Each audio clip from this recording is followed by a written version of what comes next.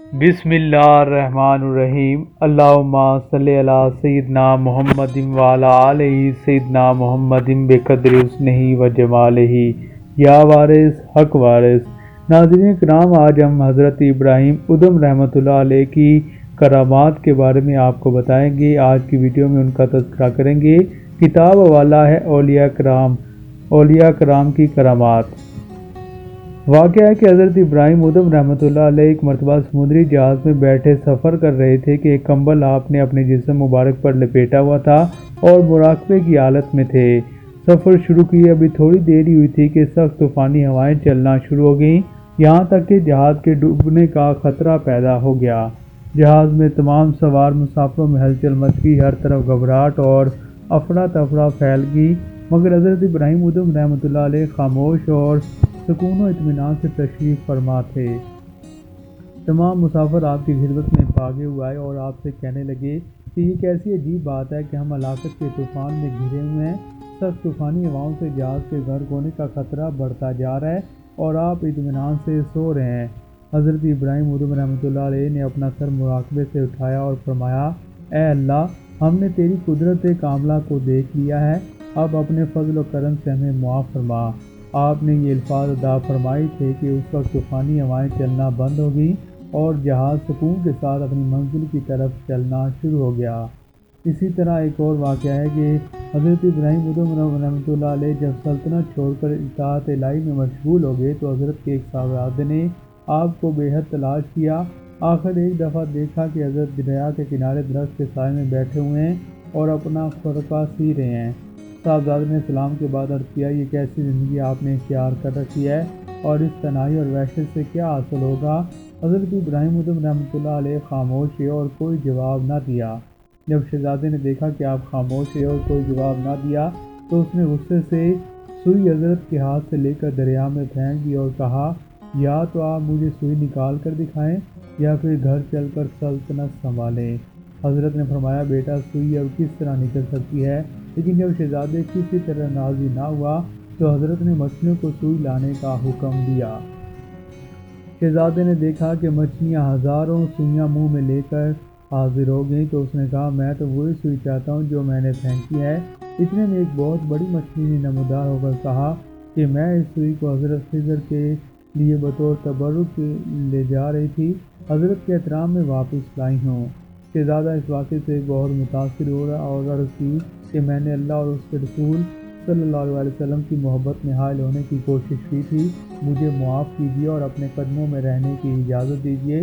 حضرت شیخ نے فرمایا، بیٹا، تم واپس جاؤ، جو اپنے پروردگار عالم کی یاد میں محو ہو اسے کسی چیز سے سروکار نہیں ہوتا۔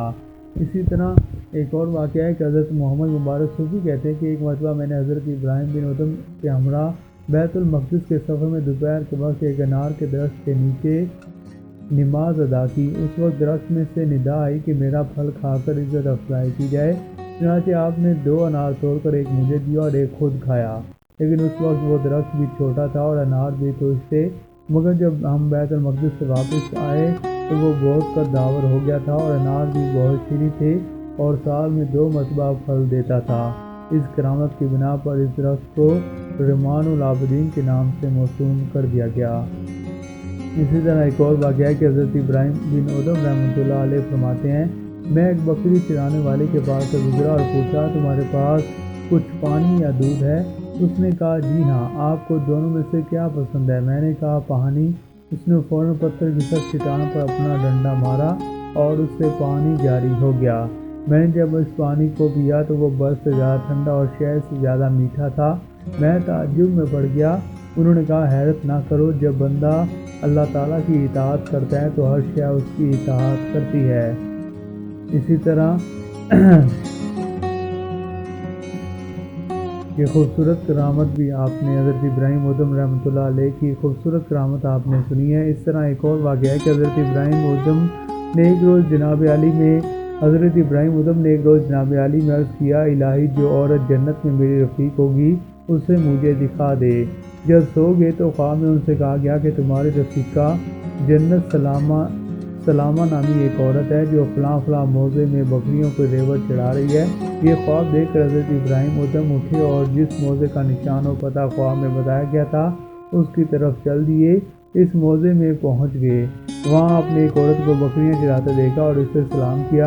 उस औरत ने जवाब में कहा, वालेकुम सलाम या इब्राहिम। इब्राहिम ने फरमाया, भला तुझे किसने बताया कि मैं इब्राहिम हूँ?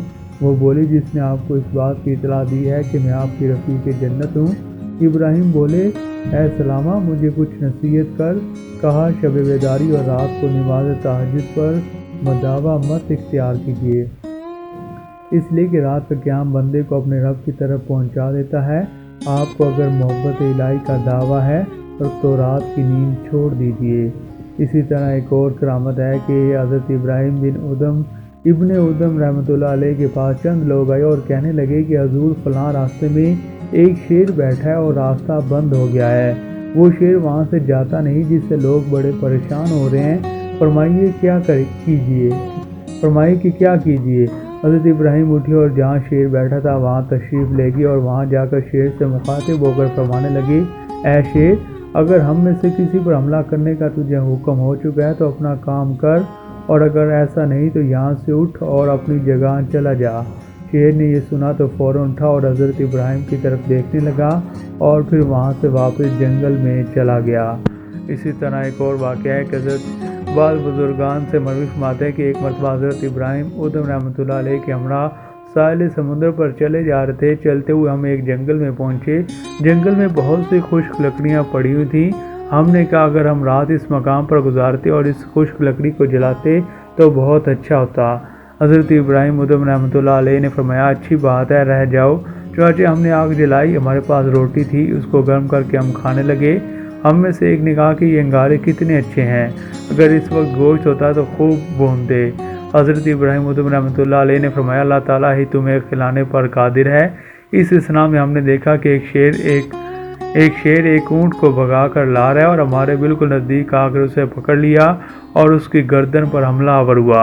हज़रत इब्राहिम उदम रहमतुल्लाह अलैह खड़े हुए और इरशाद फरमाया, इस ऊँट को ज़िबा करो, ये अल्लाह ताला ने तुम्हें खिलाया है। चुनांचे हमने इस ऊँट को गोश्त भुना, जबकि वो शेर खड़ा देखता रह गया। तो नाज़रीन किराम, ये मज़ीद मालूमाती वीडियोज़ और औलिया कराम की करामात से मुतालिक मज़ीद मालूमाती वीडियोज़ देखने के लिए सिलसिला वारसी ऑफिशियल को सब्सक्राइब करें और ये मालूमात दूसरों तक पहुँचाएँ। अस्सलाम वालेकुम व्यूअर्स, मज़ीद मालूमाती वीडियोज़ के लिए सिलसिला वारसी ऑफिशियल को सब्सक्राइब, लाइक और कमेंट करना मत भूलिए।